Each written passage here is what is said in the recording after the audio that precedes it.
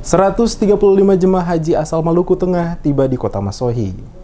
135 jemaah haji asal Kabupaten Maluku Tengah yang masuk dalam kloter 1 Jumat pagi tiba di Kota Masohi. Langsung disambut oleh Sekda Maluku Tengah Rahib Sahubawa, mewakili Bupati Maluku Tengah, Kapolres Maluku Tengah, Kepala Kemendag Maluku Tengah, Asisten 1 Maluku Tengah, bersama perangkat Kepala OPD Pemerintah Daerah Kabupaten Maluku Tengah. Bertempat di pelataran halaman Masjid Raya Kota Masohi, PLT Sekda Maluku Tengah Rahib Sahubawa dalam membacakan sambutan Bupati Maluku Tengah mengatakan ucapan syukur yang sebesar-besarnya atas kembalinya rombongan jemaah haji asal Kabupaten Maluku Tengah. Para jemaah haji diharapkan dapat mengimplementasikan berbagai pengalaman-pengalaman positif saat menjalankan ibadah di Tanah Suci dan untuk diterapkan dalam kehidupan orang bersaudara di bumi Pemahun Nusa tercinta.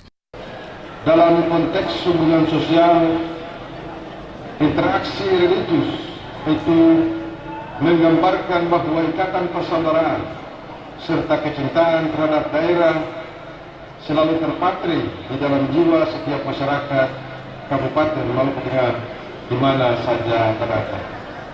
Tentu realitas itu merupakan kekuatan besar bagi kita semua untuk membangun daerah ini demi mewujudkan Maluku Tengah yang lebih maju, sejahtera, berkeadilan dalam semangat hidup orang bersaudara.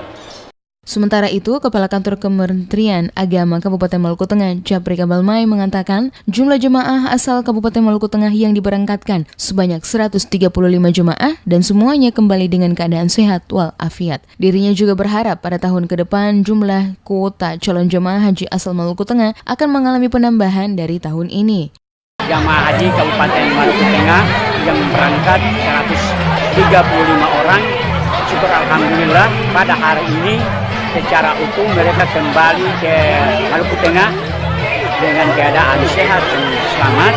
Insya Allah kita doakan supaya mudah-mudahan kuota haji untuk Kabupaten Maluku Tengah ke depan bisa bertambah.